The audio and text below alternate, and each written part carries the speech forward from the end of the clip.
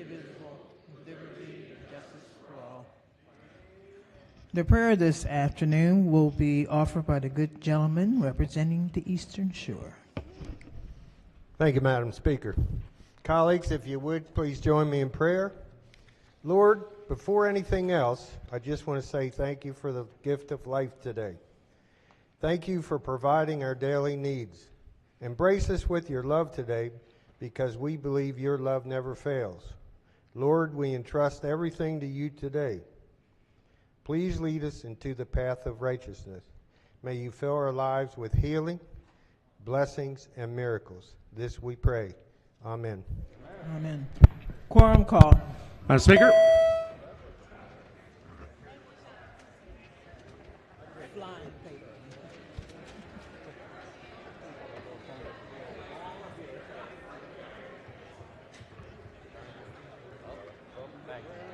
Has everyone recorded their presence?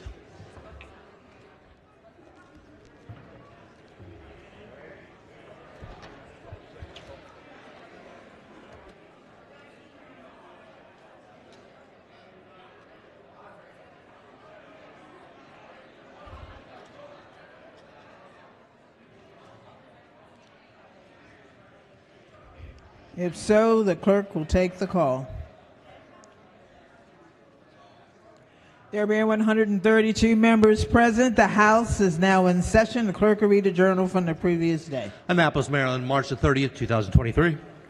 Recognizing the Deputy Majority Leader. Thank you, Madam Speaker. Move so much be considered the reading of the journal. So ordered, petitions, memorials, and other papers. Messages. Senate Bill 222. The clerk will read the bill.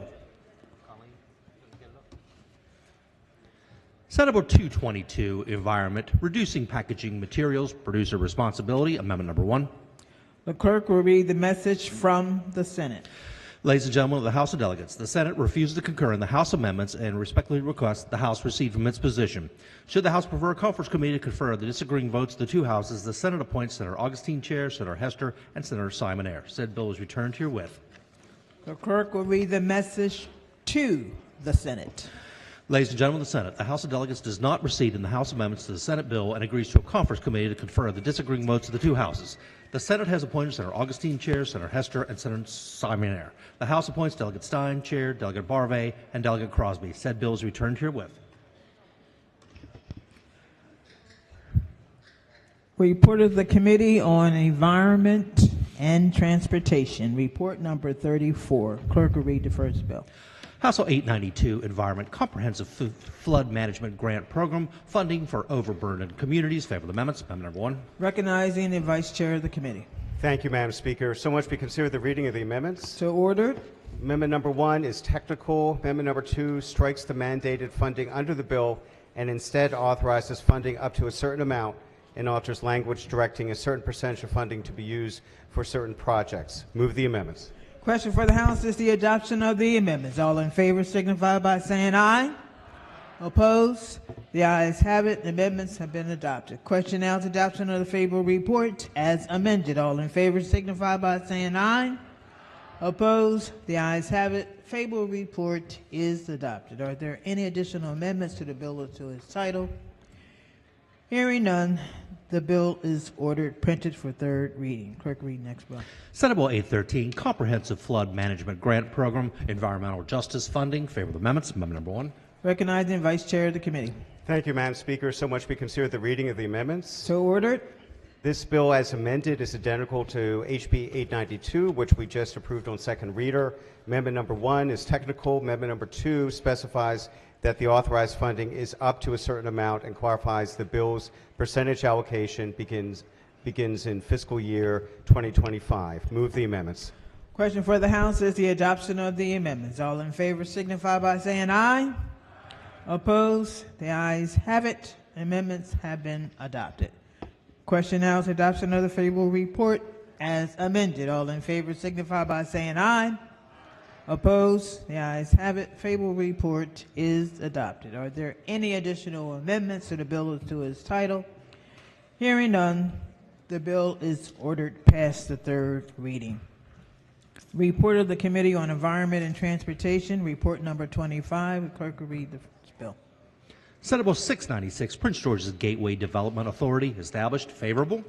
Question for the House is the adoption of the favorable report. All in favor signify by saying aye. Opposed? The ayes have it. Favorable report is adopted. Are there any amendments to the bill as to its title? Hearing none, the bill is ordered printed for third reading. Report of the Committee on Health and Government Operations, report number 37. Clerk will read the first bill. House Bill 1301, State-Owned Nursing Homes, Deficiencies, Citations, and Fines, Contractor Reporting Requirements. Favorable. Question for the House is the adoption of the favorable report. All in favor signify by saying aye. Opposed? The ayes have it. Favorable report is adopted. Are there any amendments to the bill as to its title? Hearing none, the bill is ordered printed for third reading. Clerk, read next bill. Senate Bill 974, State-Owned Nursing Homes, Deficiencies, Citations, and Fines, Contractor Reporting Requirements. Favorable. Question for the House is the adoption of the favorable report. All in favor signify by saying aye.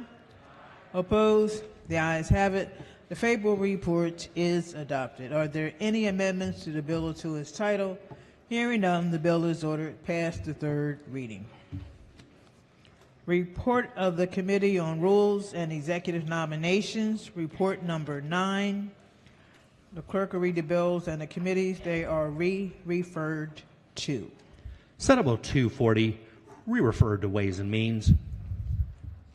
Senate Bill 505, re-referred to Judiciary. Senate Bill 959, re-referred to Appropriations. Concurrence calendar.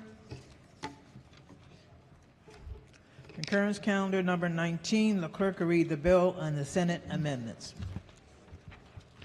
House Bill 824, Public Safety, Regulated Firearms, Possession, and Permits to Carry, Wear, and Transport a Handgun. Amendment number 1. Recognizing the committee chair. Move to concur with the Senate amendments. Question for the House is to concur in the Senate amendments. All in favor signify by saying aye. Opposed? The ayes have it. House Bill 824 is on third reading and final passage. Gentlemen, you have a question? I do. I just wanted to have a question for my friend, the committee chair. Can you tell us what we just concurred in, what the Senate amendments actually were? The Senate amendments do the following, and I'll be going through the interlineated copy of the bill to talk about what some of the Senate amendments do. It clarifies that a person who was on supervised probation needed to be convicted of a crime. Had to be convicted of driving while impaired or driving under the influences of drugs and alcohol, or for violating a protective order under 4509 of the Family Law Article. This is a change in that it said it was just for a violation. It makes it clear that it's for a conviction and not for a PBJ. It lowers the fee that we set in the House is $150 for the initial filing and $100 for a subsequent filing. It lowers it to $125 and to $75. It requires that the state police provide a message to every email that they have on file associated with the purchaser or transferee of a regulated firearm, with information about the legislation that we passed with regard to guns and firearms in 45 days after the General Assembly adjourns for sine die, and furthermore, for each act creating a new law or change, that they have to provide that information, again, 30 days prior to the effective date of the act. If it's an emergency act, they have to do that as soon as they possibly can. It raises the penalty for illegally wearing and carrying. This is wearing and carrying without the required permit, from 3 to 5 years. One moment, please, just making sure. It also includes language with regard to the training course that specifies the items that are included in the training course, including self-defense, or instruction on state and federal firearm laws, specifically those that deal with self-defense, defense of others, defense of property.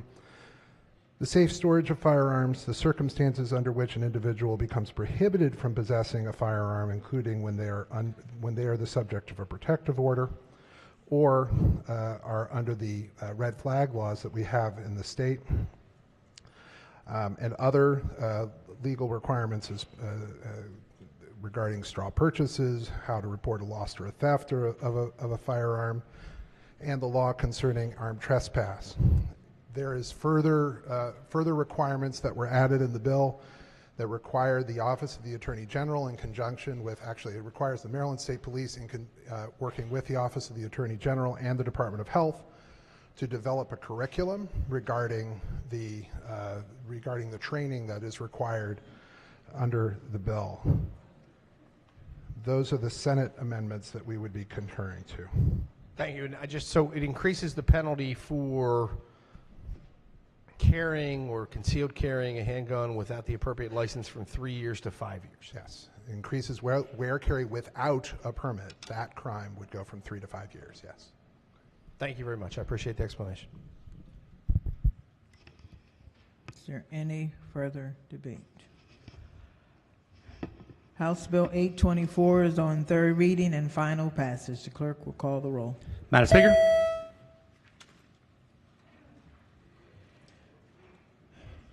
Has everyone recorded their vote? Does anyone care to change their vote? If not, the clerk will take the call. There being 98 votes in the affirmative, House Bill 824, having received a constitutional majority, is declared passed.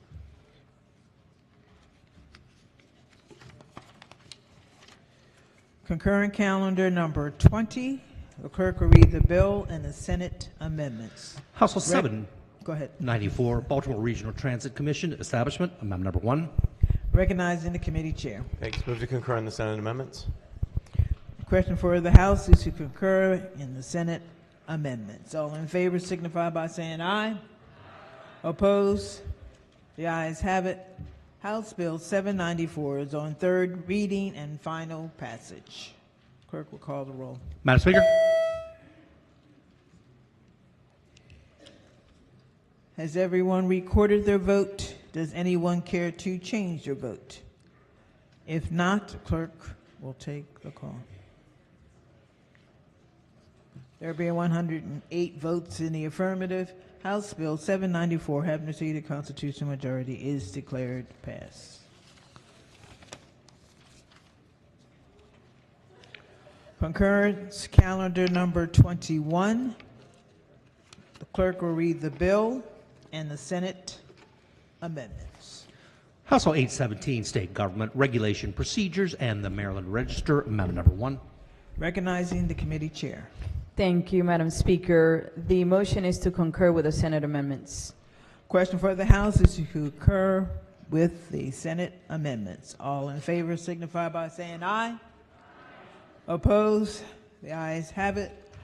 House Bill 817 is on third reading and final passage. Clerk will call the roll. Madam Speaker.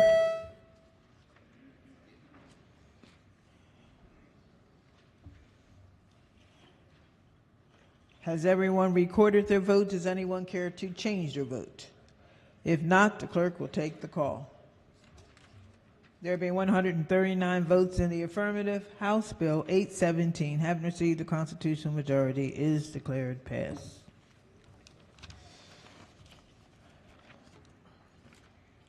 Quorum call. Madam Speaker.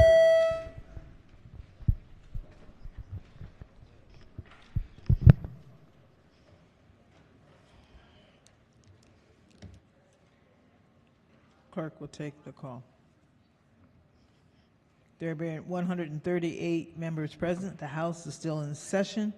Calendar of third reading, House Bills number 103. Clerk will read the first bill.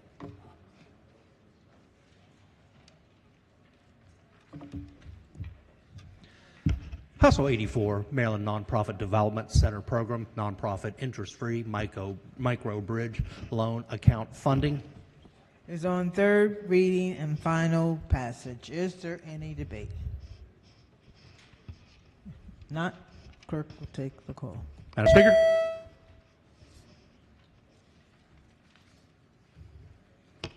Has everyone recorded their vote? Does anyone care to change your vote? Not, the clerk will take the call.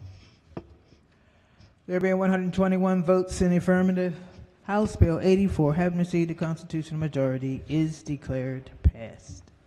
Clerk will read the next bill. House Bill 288, Grocery Stores and Restaurants Automated External Defibrillator Program, Joe Shea Act. Is on third reading and final passage. Is there any debate? If not, the clerk will take the call. Madam Speaker.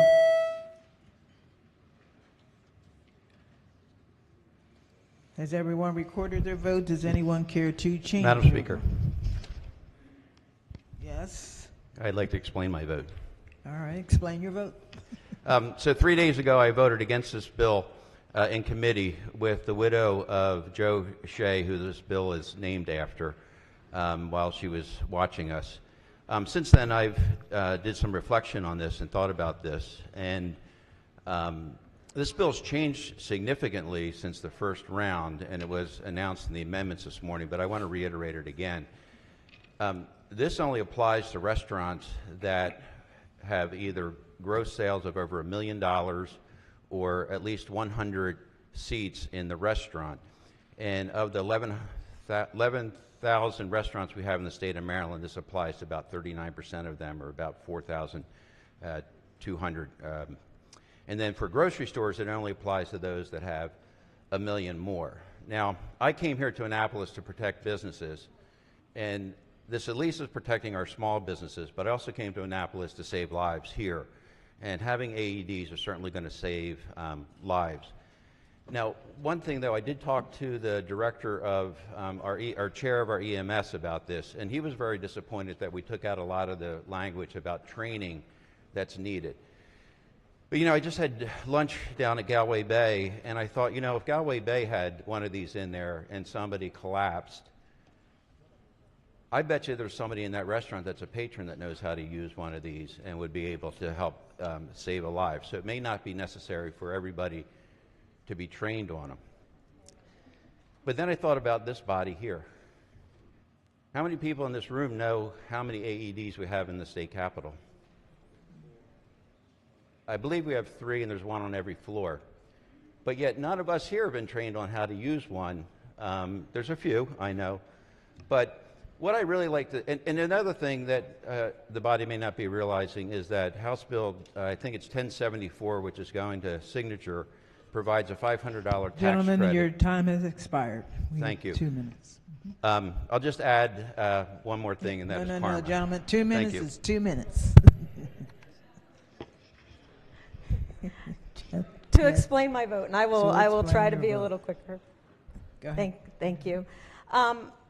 I had a similar AED bill that the chair of HGO was so gracious with me and with my guests. And my guest was what he called a 1%er. He went into cardiac arrest and almost died in a movie theater. And because he was able to get quick action, he survived. But he had a long road of recovery because of the delay in time that it took to get that treatment. So I am voting for this bill in his honor because my movie theater bill did not pass, but I am very much in favor of having these life-saving measures and training in as many places that we can get them. So thank you. Is there any further gentleman from Baltimore County? Thank you so much, Madam Speaker, and I'll be very brief. I'm going to vote against this bill today, and I want to explain why. And it's not because I disagree with the premise. Frankly, I like the idea. But one thing we should keep in mind every time as we make a regulation or requirement for a business or construction of a house, frankly, it makes things very expensive. And whether you're running a business or building a house or regardless of what you're trying to do, frankly, things have become more expensive than they've ever been in my entire life. And I feel sometimes the requirements that we put on our businesses make it hard for them to operate. So just wanted to say I do like the idea. I'm happy to consider bills that protect health, but the list of things we could require could go on forever. And with that in mind, I'll be voting no today. Gentleman for Anne Arundel to explain his vote. Thank you, Madam Speaker. To explain my vote, I'm going yes on this, as AED saved my father's life when I was just 15 years old. So for the last 27 years, I'm proud to say that I have him by my side, and an AED saved his life. So I'm going green on this bill. Thank you, Madam Speaker. The sponsor of the bill. Thank you, Madam Speaker. To explain my vote, Explain your I vote. am a supporter of small businesses, which is why the bill is amended the way that it is. However, I just want to make clear that folks understand that the machine costs between $500 and $1,200, and they last about 15 years, and and with the new laws that have passed, there's a $500 tax credit. So I understand that every new mandate is a financial burden, but we're hoping that $700 to $800, which is the average, it will, if it saves one life, it was worth it. Thank you, Madam Speaker. Is there any for gentlelady from Hartford? Thank you, Madam Speaker. I have a constituent whose child had a heart condition, and I guess probably they didn't really understand how serious it was. He went out to play with his friends at a school, and the school was closed, and he needed a defibrillator, and he died. And now his mom is very involved in getting defibrillators, and that's why I'm voting for the bill, because I've seen the devastation when you lose someone because there isn't some way to take corrective action quickly. The ambulance was called, but the point is nobody had a cell phone, and the doors were locked at the school, and they couldn't get any help, and the young man passed away. And his mother mourns his loss every day. She started a private nonprofit, but at the end of the day, she mourns the loss of her son. Thank you, Madam Speaker. Is there any further debate? If not, the clerk will call the roll. There being 118 votes in the affirmative, House Bill 288, having received the constitutional majority, is declared passed. Clerk will read next bill. House Bill 307, Firearm Safety, Storage Requirements, and Youth Suicide Prevention, Jalen's Law. Is on third reading and final passage. Is there any debate? If not, the clerk will call the roll. Madam Speaker. Has everyone recorded their vote? Does anyone care to change their vote? If not, the clerk will take the call. There being 102 votes in the affirmative, House Bill 307, having received the constitutional majority, is declared passed. Clerk, read next bill. House Bill 363, Maryland Health Benefit Exchange and Maryland Department of Health, Health Care and Dental Care Coverage for Undocumented Immigrants. Report. Is on third reading and final passage. Is there any debate? If not, the clerk will call the roll. Madam Speaker. Has everyone recorded their vote? Does anyone care to change their vote? If not, the clerk will take the call. There being 100 votes in the affirmative, House Bill 363, having received the constitutional majority, is declared passed. Clerk will read next bill. House Bill 464, Prince George's County Re-Entry Employment Incentive Program, found funding. Is on third reading and final passage. Is there any debate? If not, the clerk will call the roll. Madam Speaker. Has everyone recorded their vote? Does anyone care to change their vote? If not, the clerk will take the call. There being 121 votes in the affirmative, House Bill 464, having received a constitutional majority, is declared passed. Madam Speaker, vote change. Yes. Yes. Go ahead. House Bill 794, change from nay to yay. Thank you. Any other vote changes? Okay. Calendar of third reading, House Bills number 104. Clerk will read the first bill. House Bill 599, Property Tax Credit, Public Safety Officer. Is on third reading and final passage. Is there any debate? If not, the clerk will call the roll. Madam Speaker. Has everyone recorded their vote? Does anyone care to change their vote? If not, the clerk will take the call. That went fast. 130. There being 139 votes in the affirmative, House Bill 599, having received a constitutional majority, is declared passed. Clerk will read next bill. House Bill 823, Mental Health Law, Assisted Outpatient Treatment Programs. It's on third reading and final passage. Is there any debate? If not, the clerk will call the roll. Madam Speaker. Has everyone recorded their vote? Does anyone care to change their vote?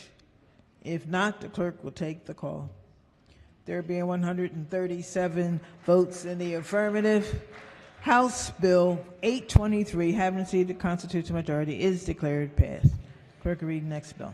House Bill 1140, Port of Deposit State Historical Park Planning. Is on third reading and final passage. Is there any debate? If not, the clerk will call the roll. Madam Speaker. Has everyone recorded their vote? Does anyone care to change their vote? If not, the clerk will take the call. There being 139 votes in the affirmative, House Bill 1140, having received a constitutional majority, is declared passed. Clerk will read the next bill.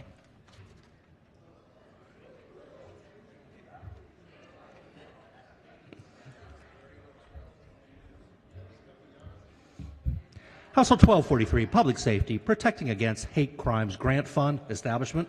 Is on third reading and final passage. Is there any debate? If not, the clerk will call the roll. Madam Speaker.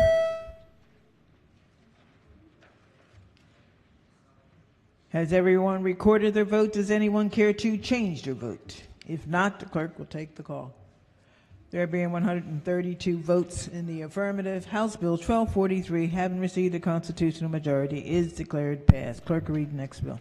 House Bill 1249, Certified Community Behavioral Health Clinics Planning Grant Funds and Demonstration Application.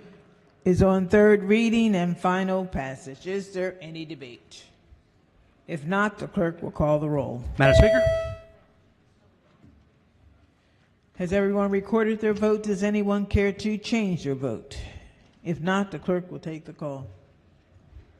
There being 132 votes in the affirmative, House Bill 1249, having received a constitutional majority, is declared passed. Madam Speaker? Yes. Vote change on House Bill 823 from nay to yay.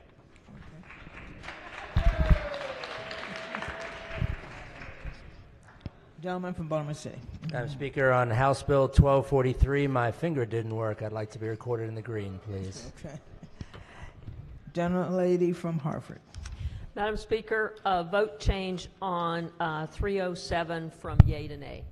Thank you. Gentleman from Anne Arundel. Thank you, Madam Speaker. Vote change on 1243 to green. Any other vote changes? Ma'am. Yes. Madam Speaker. Gentlelady from Hartford. Thank you. HB 1249 is supposed to be a yay. Okay. Gentleman 1249. Thank you, Madam Speaker. 464 to nay. Any other vote changes? Messages. Senate Bill 333. The clerk will read the bill. Senate Bill 333, Economic Development, Regional Institution, Strategic Enterprise Zone Program, Alterations and Financing, Amendment Number 1. The clerk will read the message from the Senate. Ladies and gentlemen of the House of Delegates, the Senate refuses to concur in the House amendments and respectfully requests the House recede from its position. Should the House prefer a conference committee to confer on the disagreeing votes of the two houses, the Senate appoints Senator Elfreth Chair, Senator Quarterman, and Senator Zucker. Said bill is returned herewith. The clerk will read the message to the Senate. Ladies and gentlemen of the Senate, the House of Delegates does not recede in the House amendment to the Senate bill and agrees to a conference committee to confer the disagreeing votes of the two houses. The Senate has appointed Senator Elfreth Chair, Senator Quarterman, and Senator Zucker. The House appoints Delegate Blackmich-Carr Chair, Delegate Hartman, and Delegate Vogel. Said bill is returned herewith. Messages. Senate Bill 537. The clerk will read the bill. Senate Bill 537, Gaming Video Lottery Operation License Renewal, Amendment Number 1. The clerk will read the message from the Senate. Ladies and gentlemen of the House of Delegates, the Senate refused to concur in the House amendments and respectfully requests that the House recede from its position. Should the House prefer a conference committee to confer the disagreeing votes of the two houses, the Senate appoint Senator Gazzoni chair, Senator King, and Senator Salling. Said bill is returned herewith. The clerk will read the message to the Senate. Ladies and gentlemen of the Senate, the House of Delegates does not recede in the House amendments to the Senate bill and agrees to a conference committee to confer on the disagreeing votes of the two houses. The Senate has appointed Senator Gazzoni chair, Senator King, and Senator Salling. The House appoints Delegate Atterbury chair, Delegate Hartman, and Delegate Patterson. Said bill is returned herewith. Report of the Committee on Judiciary. Report number 39. Clerk will read the bill.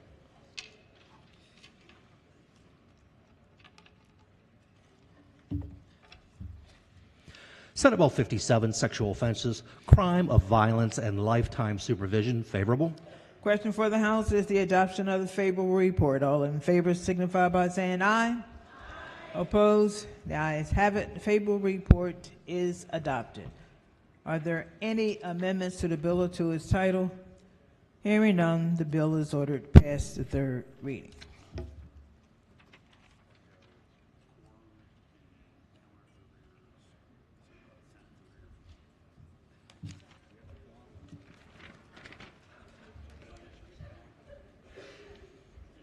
She said yes.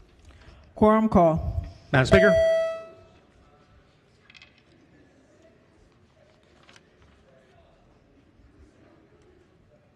Clerk will take the call.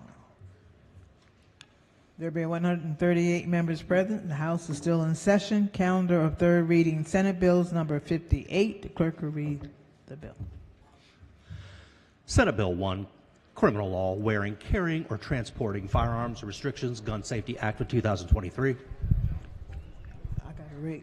Senate Bill 1 is on third reading and final passage. Is there any debate? The gentleman from Baltimore County. Thank you, Madam Speaker. I have an amendment at the desk. The amendment is 683128. Amendment number 1. Moves to be considered the reading of the amendment. So ordered. Thank you kindly, Madam Speaker. So there's been a lot of discussion about a couple problems with the bill, and what this amendment does is it addresses one particular concern. One item we discussed in committee, we tried to work it out, we had adopted an amendment, we found some technical problems with it. In viewing those problems, we talked about the issue and we came up with this amendment. And what it does is it puts in place a solution for having a permit and traveling in a car. And what the amendment does is it allows an exception for firearms that are locked in a container or handguns that are transported in compliance with 5307 of the Public Safety Article, which is the law that governs permits.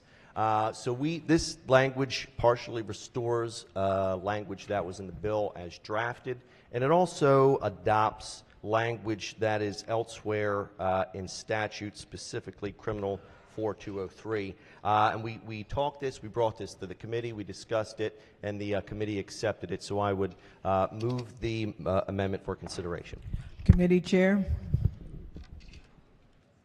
The committee would like to accept this as a friendly amendment.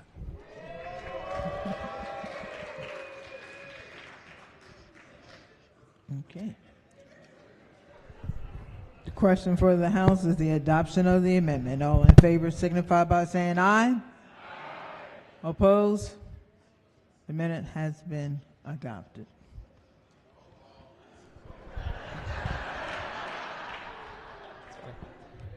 Gentlemen, you rise for what reason? Madam Speaker, I have an amendment at the desk. The amendment number is 993428. Amendment number 1. Move so much be considered the reading of the amendment. So ordered. Thank you, Madam Speaker. So as I understand it, this bill essentially does one thing. It adds some restrictions on where someone can carry a lawful firearm. And the concern that I would have is if someone entered one of these restricted areas unintentionally, let's say with a concealed carry permit. As I looked at the bill, it would appear that there would be some sort of strict liability. And what I want to ensure is that if there are new rules in place, that individuals know what those rules are. So what my amendment does is it adds the mens rea requirement, which means that a person would have to willfully enter a restricted area with a lawful firearm in order to be found guilty or have any sort of criminal liability of up to a year or 1,000. So what the amendment does, it adds one word, and that word is willfully. Move the amendment. Thank you, Madam Speaker. Committee Chair. The committee would accept this as a friendly amendment. Madam Chair. Madam Speaker. Yes. Can I ask the maker of the amendment one quick question? Maker of the amendment. I just wanted to clarify this. There was an issue in my district, in many of our districts, dealing with people who were going in, wanted to legally and lawfully go enter a property, for example, a church, but they were worried that they might be going onto grounds that were not legal. And I just wanted to confirm that one of the intents of this amendment is to make sure that they were not unknowingly doing something that would be against the law. And so they want to make sure that that this is a willful mens rea type of an offense and not doing something unknowingly. Is that correct? Sure. That is correct. I appreciate the question. And yes, this amendment would help out your constituents in that situation. Thank you. Is there any further debate? Chairman of the committee. I move Delegate Pippi's amendment. On the amendment. All in favor signify by saying aye. Opposed? The amendment has been adopted. All right. Chairman of the committee. Madam Speaker, I have an amendment at the desk 293728. Amendment number 1. Move so much be the reading of the amendment. So ordered. What the amendment does, there was a debate yesterday with regard to off-duty law enforcement officers and whether they would have to conceal their weapons while they were off-duty. This amendment puts the law back to where it is right now, and basically saying that law enforcement officers would act based on the protocols that they already have within police departments. So it effectively makes sure that the existing law remains, that they're not impacted by this bill. Move the amendment. Madam Speaker, I should have mentioned the committee supported this amendment. Thank you. Okay. Question for the House is the adoption of the amendment. All in favor signify by saying aye. Opposed? The ayes have it. Seems like the amendment has been adopted. All right. Chairman of the committee. Thank you, Madam Speaker. I would move to special order this legislation until Monday morning. Okay. Question for the House is the special order SB 1 to the appropriate time. Sine die. All in favor signify by saying aye. Opposed? The bill has been special ordered to appropriate time on Monday.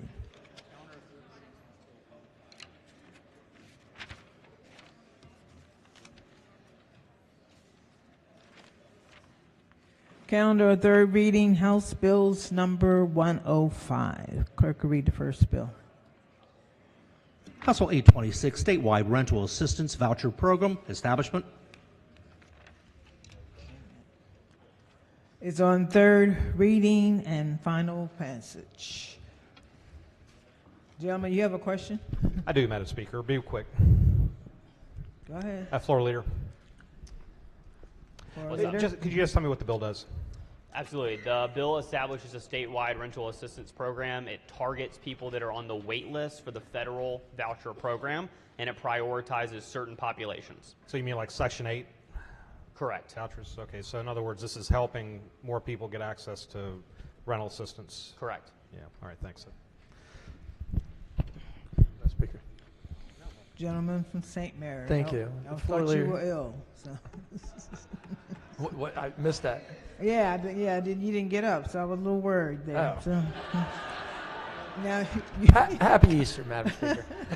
Go ahead. Hey, so would this program work exactly the same as the Section 8 program works under Fed? Is it just money supplementing that? Or is there different requirements and then there'll be? We cribbed most of the provision in this bill directly from federal law, so the provisions would be extremely similar.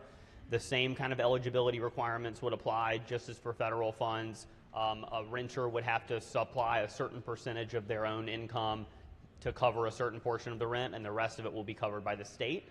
And the idea is that the state would cover that for a certain number of months and years until that person can come off the federal wait list, and then that person would start receiving federal funds for their rent as opposed to the state funds. So is there a requirement that you have to apply for the federal program prior to receiving these funds? Exactly. You have to be on the wait list for the federal program to be able to be eligible for state funds. Okay, gotcha. Thank you. Thank you, Madam Speaker.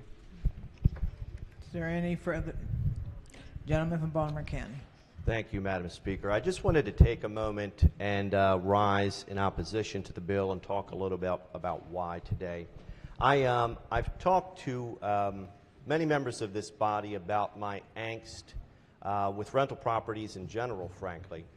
I grew up in a row home community. It was not a very rich community. My grandparents had bought a row home when they had moved from the city, and my parents had subsequently bought that home from them. And I have a lot of great memories there. I drive back and see it occasionally, every now and then. It's a lot smaller than I remember. But my family never wanted when we were there. And though row home communities in specific, I feel for the middle class provided a lot of opportunity for people like my family. And the proliferation of programs that the general proliferation of rental programs, frankly, I think is squeezing the middle class into perpetual renters, frankly. I think expansions of programs like this make it nearly impossible for lower middle income people to achieve a house because not only do we have to pay the taxes, but frankly there is just a unrelenting demand to purchase up any home that a property investor can get a hold of. And this is where wealth is flowing. I've seen a chart a couple weeks ago that showed for the first time in the history of this country, the new housing that is being built is majority build to rent. And coming from, frankly, a largely uneducated family who wasn't rich by any stretch of the imagination, more affordable options provided us opportunities. And I think squeezing taxpayers for the cost of programs like this, which are significant, now not only are we paying for this with our state tax dollars and our federal tax dollars, but our options for housing are disappearing. And I think, yeah, I'm getting some nods. Yeah, I think they're disappearing. And we have, the row home community which I speak of, it's called Hawthorne. It was built in the 50s. It's a peninsula surrounded by water. It has a school. It had a shopping center, a bowling alley. It had parks. It was fantastic for a 12-year-old to adventure in. I have a couple members of my district who do a lot of studies about housing, and they picked through every single property in Hawthorne. Today, in the row home portion of Hawthorne, it's more than 50% investment properties. So, a lot of different parts of the state have real problems with this, and I don't know what the future holds for middle class, lower middle class folks who want to own their own home. And I think as we look forward to the next 10 or 15 years, I don't know where this is going. I fear for the ability of my 3-year-old and 6-year-old to buy a home. And the question I'd ask myself is, what is the price of a row home going to be 20 years from now when my children are looking to purchase their own home? Is it $400,000? Is it $500,000? And I don't know the answer to that question. And with that fear in mind, I'll be voting no today. Chairman of the committee. Thank you, Madam Speaker. The state of Maryland and the United States of America are in the midst of a gigantic housing crisis. Let me repeat that. We are in the midst of a gigantic housing crisis. Millions upon millions upon millions of people cannot afford a place to live. There are many causes for this, but primary among them has been that for too long at the local level and certainly at the federal level, we have abandoned programs that have worked wonderfully in the past to alleviate this crisis. We make it very difficult to build apartment buildings. We make it very difficult to build low-income and affordable housing, especially in wealthier communities. We have been starving the budgets for voucher programs such as these. Up until very recently, even in the state of Maryland, we allowed landlords to discriminate against people based on the source of their income, whether it was a voucher or alimony. We allowed those kinds of discriminations. I am a very, very, very strong supporter of policies that build more housing and make it possible for hardworking, decent Maryland citizens to afford a place to live, because at the end of the day, homelessness is a housing problem. Poverty is a housing problem.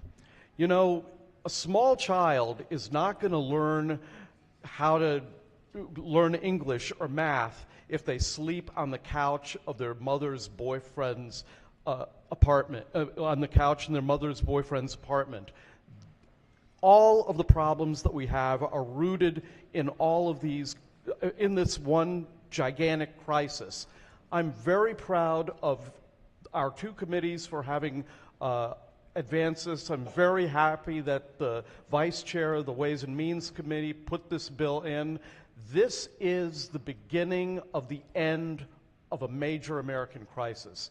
I'm very proud to vote for this, and I hope that as the years go by, we will do more to build housing, to build affordable housing, and to make housing affordable for people who work so hard and are just living from paycheck to paycheck. Gentleman from Anne Arundel. Thank you, Madam Speaker. Just a few questions for the floor leader, if that's possible. Thank you. Floor leader. Of course. Thank you very much. Under the fiscal note, and I know the bill has been amended, but under the fiscal note, it talks a little bit about, on page 2, under eligibility, it says reside in the state. Is there a minimum residency requirement? No. So no minimum residency required? No, but I have to remind you that these folks have already applied for a wait list, and they've been a Maryland resident when they applied for federal housing assistance. Some of these folks have been on wait lists for a decade. Some of them. So we're not, I mean, the average wait list time in a few of our counties, I won't name names, but is 8 to 10 years. Okay, and I think it's been amended from 15 million annually to 10 million annually for correct, but it's a pilot program. It just, those appropriations just go from 2025 to 2027, and then we'll reevaluate to see how well it's working. Okay, if there's any overage in the program, what happens to those monies? Are those returned to the state, or are those kept with DHCD? They roll over into future years until the conclusion of the pilot program, and then they would roll over back into general fund just like any other program. Okay, and then the funding on this program, is that contingent upon any type of grant program, matching funds from the federal government? No, but if the federal government wanted to throw us some cash, we would accept it. What happens? There's a 15-day period in which there's income verification. Some folks might not have that verification for various reasons. What happens outside of that 15 days? We actually moved it. It's 30 days. So under the bill, we actually do get 30 days for income verification. A lot of the income verification has already taken place when they got placed on the federal wait list. So these people have already been vetted through that process, and that's why we think that 30 days is enough for the state to vet them, because they've already gone through a slightly more rigorous federal process. Okay, but if they haven't been vetted, or they're still in that vetting process under the federal side, and they're outside of that 30 days and they cannot verify for this program, what happens? They could reapply. They can reapply and then get another 30 days? Yeah. Okay, thank you very much. Yep. Is there any further debate? If not, the clerk will call the roll. Madam Speaker? Has everyone recorded their vote? Does anyone care to change their vote? If not, the clerk will take the call. There being 106 votes in the affirmative, House Bill 826, having received the constitutional majority, is declared passed. Clerk will read the next bill. House Bill 1291, Maryland Zero Emission Electric Vehicle Infrastructure Council membership. It's on third reading and final passage. Is there any debate? If not, the clerk will call the roll. Madam Speaker?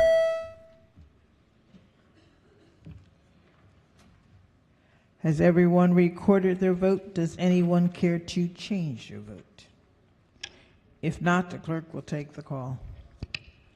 There be 125 votes in the affirmative. House Bill 1291, having received a constitutional majority, is declared passed.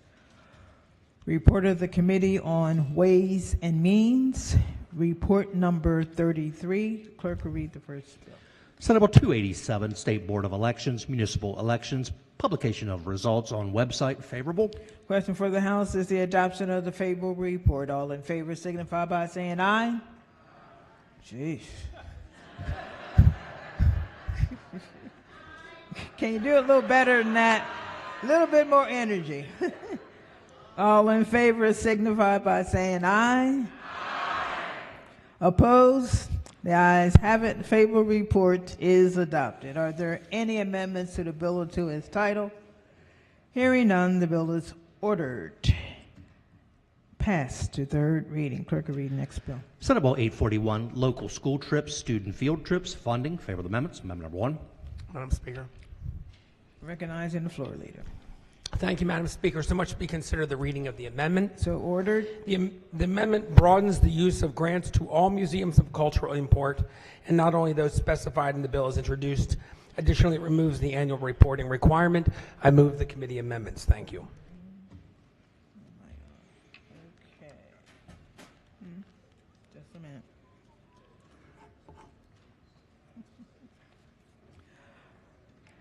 Question for the House is the adoption of the amendments. All in favor signify by saying aye. Opposed? The ayes have it. Amendments have been adopted. Question now is adoption of the favorable report as amended. All in favor signify by saying aye. Opposed? The ayes have it. Favorable report is adopted. Are there any additional amendments to the bill or to its title? Hearing none. Madam Speaker. Sorry. Of course. You The look general over lady here, from- and it looks like you're looking at me. I'm looking at the board. a lot of times. Or the screen. So I'm Yeah, like, I don't have yeah, to I know- yell into both. Mike. She sees me. Yeah, general lady from Baltimore County. Thank you. Would the speaker, floor leader rise for a couple questions, please? Good Saturday afternoon. to Good you. afternoon. Can you tell us what the amendment does? Because I'm reading the bill and it says, you know, as a former teacher, field trips are great, and I know sometimes it's hard for the students to get money to afford them, but it says certain museums. Is this not for all field trips? Is it just for some field trips? They're museums of cultural import. Okay, is it limited by name, or do you open it up? I mean, can we go to the zoo with this bill? It doesn't seem likely. I can read you the definition of museums of cultural import if you'd like, but it would take a little time. Okay. Well, I mean, we are here to make laws. I know we all want to Museum go of Cultural home, Import means a museum that provides historic and sociological learning opportunities on the history and culture of an oppressed or historically underrepresented community, leaving attendees with a deeper understanding of the community and all people's shared humanity. And Museum of Cultural Import includes, but does not limit itself to, the United States Holocaust Museum, Memorial Museum, the National Museum of African American History and Culture, the Jewish Museum of Maryland, and the Reginald F. Lewis Museum. but not limited to. So okay, not the zoo, but just these. Well, you'd have to, the State Department of Education would actually evaluate if certain museums counted, and that's in the first part of the definition. Thank you, Madam Speaker. Madam Speaker. General lady from Harvard. Thank you, Madam Speaker, Mr. Floor Leader. Why was it not considered to put this? I mean, we just passed, a huge funding bill for schools. Kerwin, we just did the budget. Why was this funding separated out to a separate bill?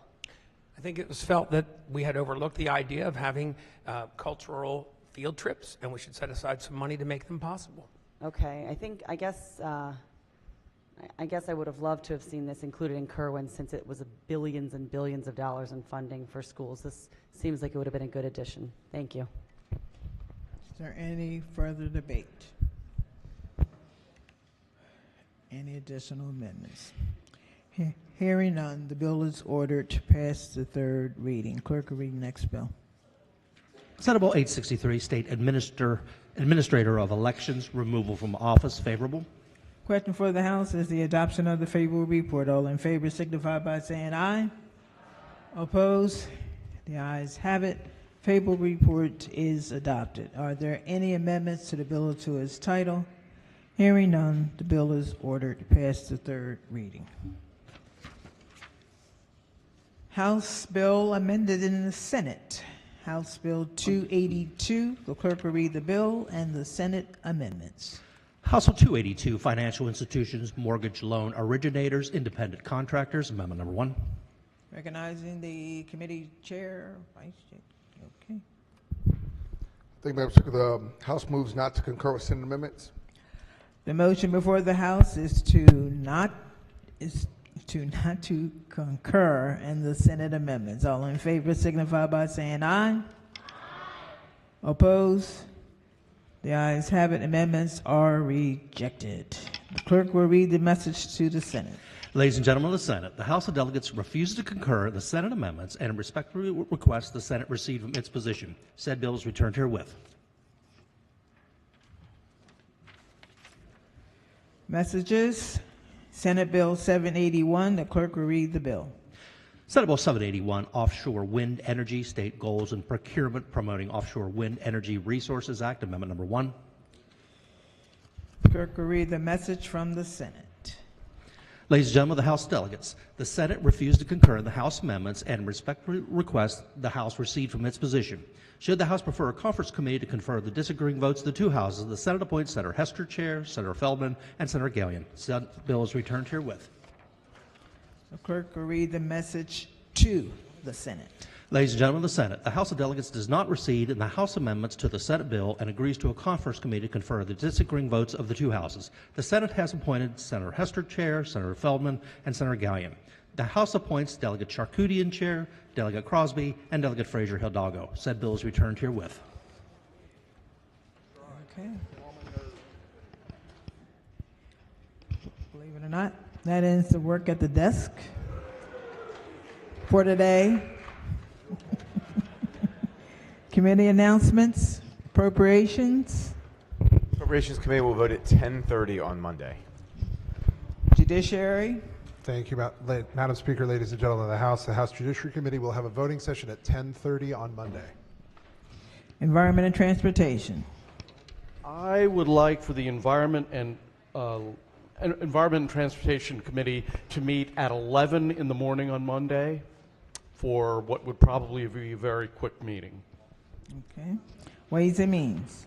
Thank you, Madam Speaker. The Ways and Means Committee will meet at 10:30 for a brief bill hearing and voting session on Monday. Thank you.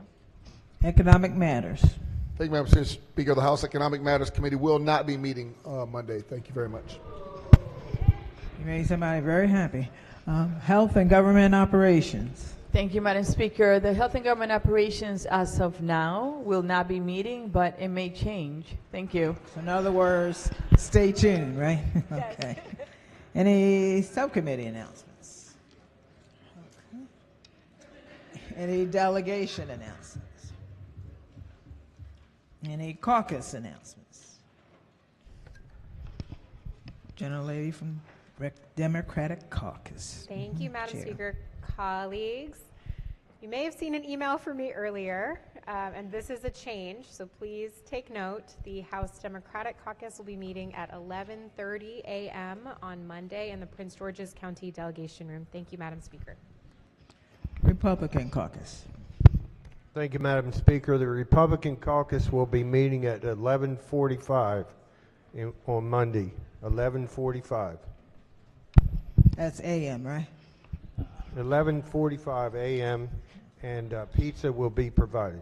Okay. All right. Madam Yes, Speaker. Chairman of Judiciary. Thank you, Madam Speaker. I have to make a correction because we have to have a brief bill hearing, so we're going to meet at 10:15. 10:15 on Monday for the Judiciary Committee. 10:15 for Judiciary. Madam Speaker. Latino Caucus. Thank you. Latino Caucus will be meeting via Zoom at 4:30 this afternoon. Thank you. Any other caucuses? You're getting up, right? Madam Speaker, permission to use the delegates' names? Am I coming Yeah, I in just at want to the- make sure there's not Oh, any I'm more sorry. Okay. caucuses or any other, since nobody else is getting up. Okay, your purpose, other than it's your birthday, but Thank you, Madam Speaker. Permission to use the delegates' names? permission granted. Thank you. On behalf of Delegates Love and Solomon and I, and in celebration of the 12 members of the April Birthday Caucus, Allen, Alston, Arentz, Darrell Barnes, Mangione, McComas, Pelakovich Carr, Phillips, and White, there is still cake in the back. Please take a piece on your way out. We don't want to take it home. Thank you. Are there any personal or guest announcements? Yes. Thank you, Madam Speaker. Thank you, Madam Speaker. Monday is Sine Die. Yes, it is. Monday is Seersucker Sine Die. Please dress appropriately, ladies and gentlemen. I am standing here being corrected. I announced that it was out of season in my previous announcement. Someone corrected me that Seersucker is in season.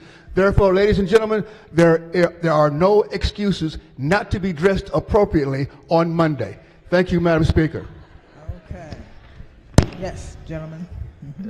Madam Speaker, colleagues, I'd like to introduce my sweetheart who is here in the gallery, Elizabeth Hancock, who lived her entire life in Montgomery County, but recently moved over to God's country to be closer to me last year. Beth. Stand up. Madam Speaker. Yes. My, Prince George's. my father is here in the gallery, the side facing the speaker. I ask everybody to give him a warm welcome. If he can stand, please. Yes, that's you. Yep. There you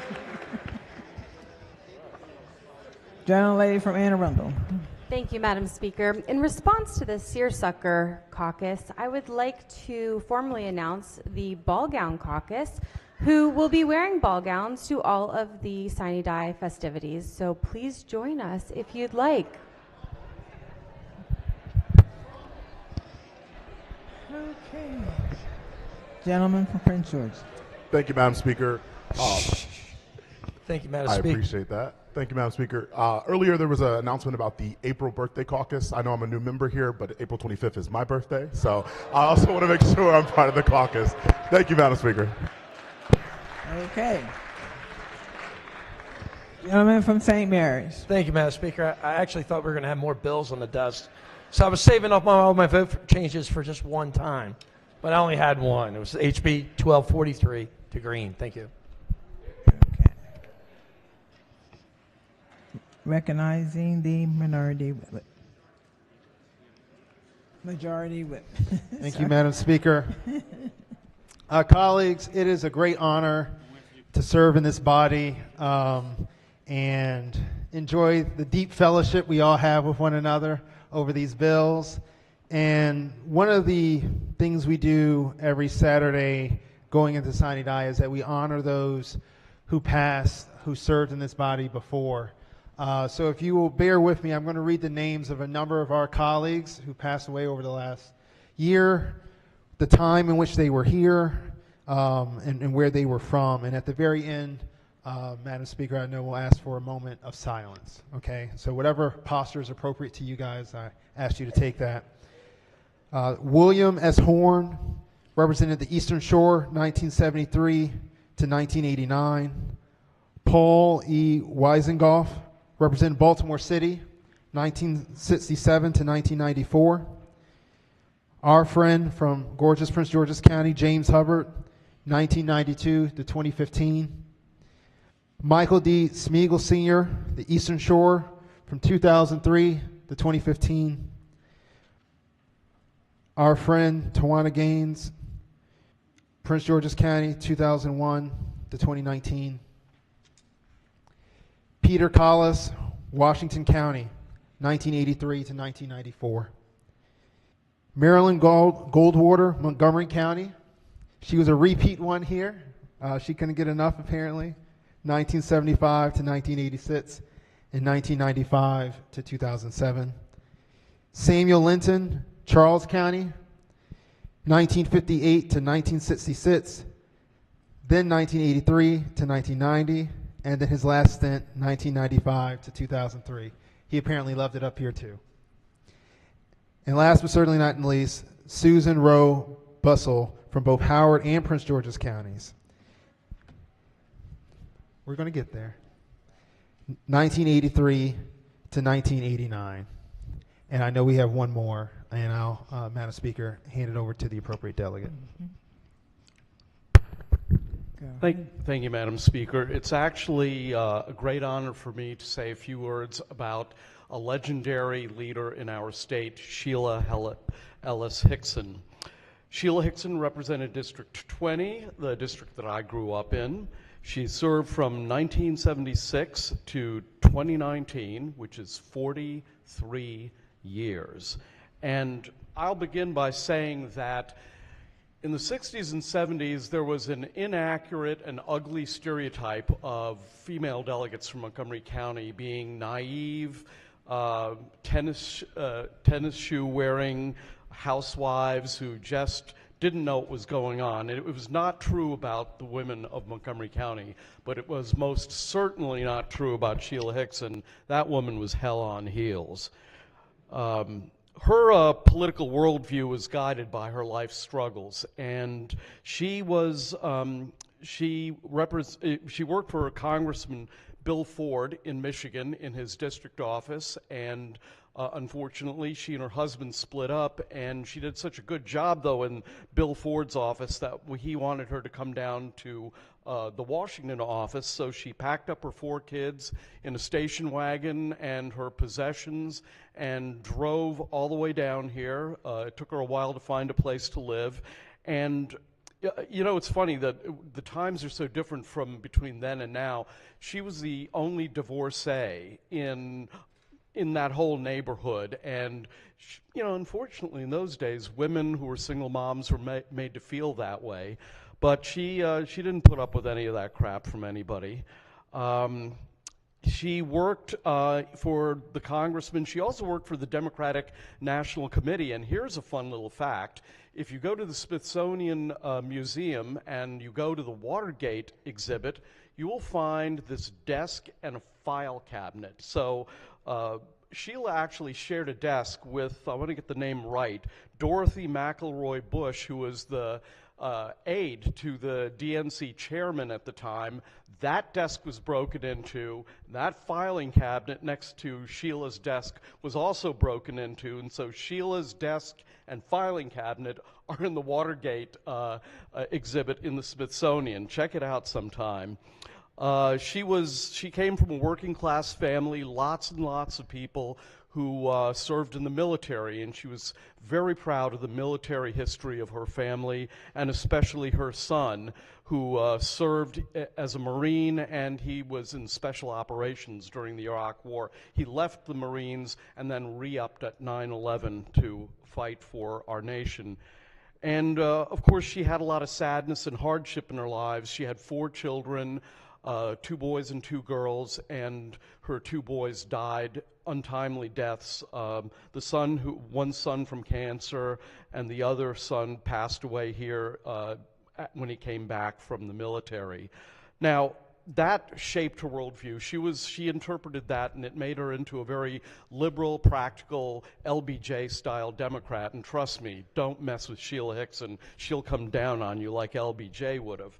So one of the fun things about her life is she went to every Democratic convention, and she was in charge of credentials. And so if you wanted to get floor passes, you had to go to Sheila. But you know, you had to find out where Sheila was. It was always very secret. You had to like go to a bank in the back, past like some file cabinets, and there she and Howard Cook would be saying, okay, here are your credentials. And so she liked the clandestine nature of it. And even in the legislature, when people would get up on the floor and brag about what they were doing, she'd always turn to me and say, you know, what the hell is wrong with sneaky?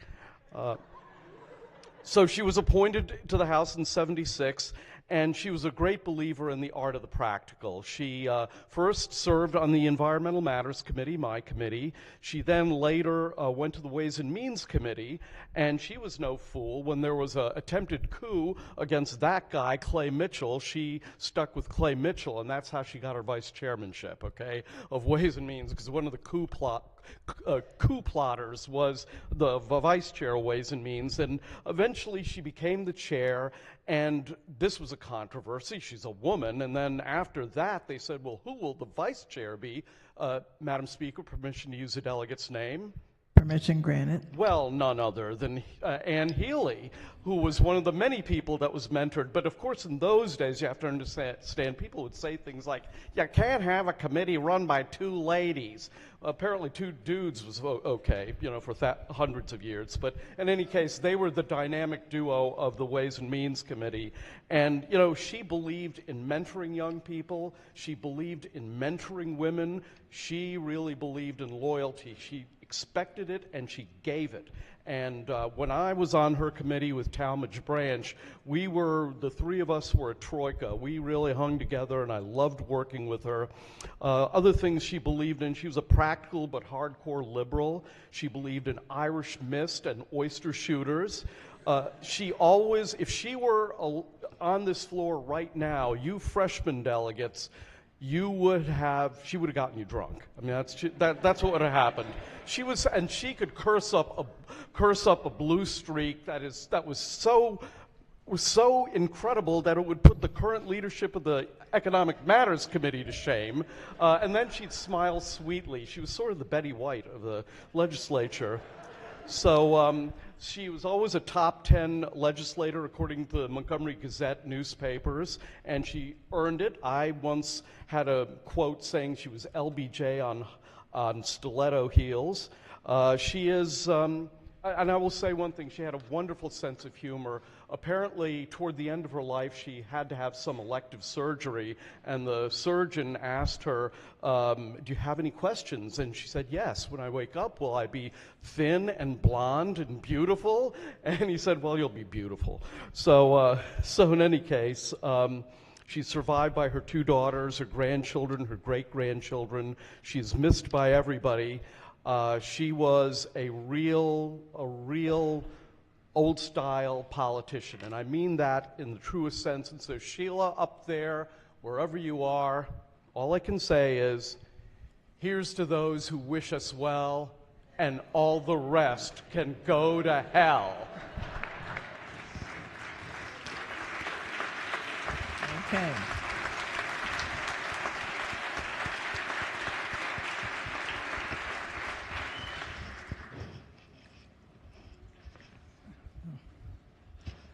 You can sit down because we have to acknowledge, when we officially close out today, we'll do a moment of silence, but I have to get the pages thanked because they worked overtime.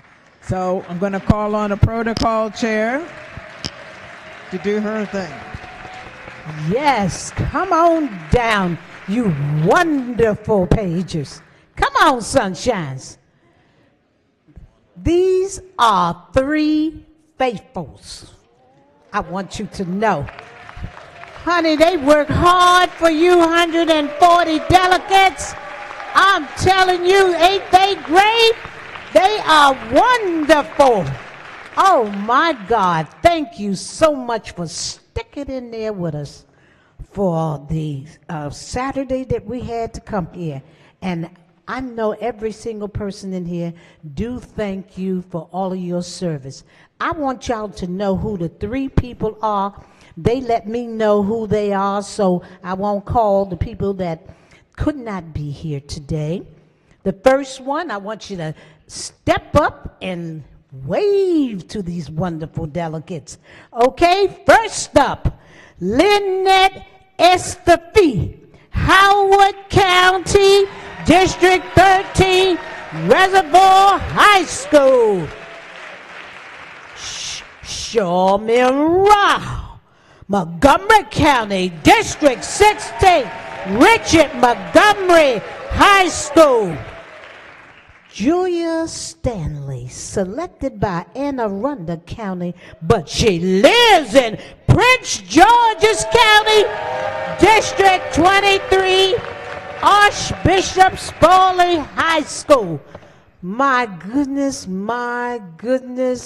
Madam Speaker, we have got the best of the best, and I know we all appreciate them, don't we, delegates? Give them another hand.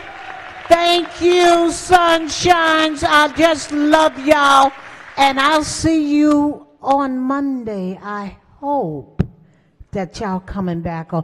No, they shaking their heads. So I guess they not coming back on Monday. Oh, okay, that's all. Well, enjoy Easter.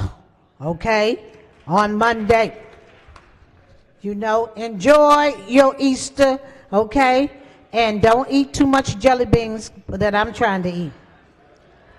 Okay, Madam, thank you so much. Sunshines, Madam Speaker, just one little more. I know everybody want to go home like I do. I am so tired. Okay, you want to but say what I'm you're going to telling say? you, Go ahead. I want y'all to know. I want to see all of y'all on Monday after 12 midnight. It's going to be awesome. And when Delegate Turner put on a party, it's gonna be a party. So I want you to know, even if you just stick your head in the door for the ones who don't want to come, but the one who paid their money, Cornbread said he paid his money, y'all. The last one. But anyway, I won't even talk about him, Madam Speaker. But I'm trying to just say to you wonderful delegates, please come to the Sine Die affair that we haven't had one in 4 years. So I had to make sure it was going to be awesome. The best of the best for my darling friends, the delegates of the House. Okay, thank you, Madam Speaker. Thank you very much, and you have a nice weekend. Gentleman from Baltimore County. Madam Speaker, thank you. Real quick, I forgot to do this. HB 1249 to read. Thank you. Okay. Any other vote changes? Okay. As we close out, and before I say quorum call for adjournment, I want you to do a moment of silence. Many of you knew all the members who were recognized this evening, but just take a moment prior to me banging this after the majority leader does his thing. Just very brief, your thoughts, and silently within yourself. Okay.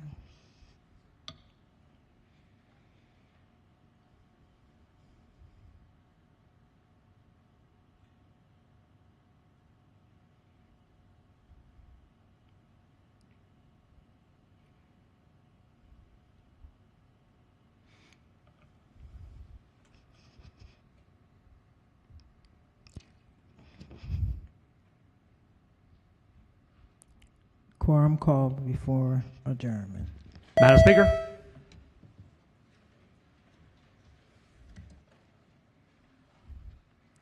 Has everyone recorded their presence?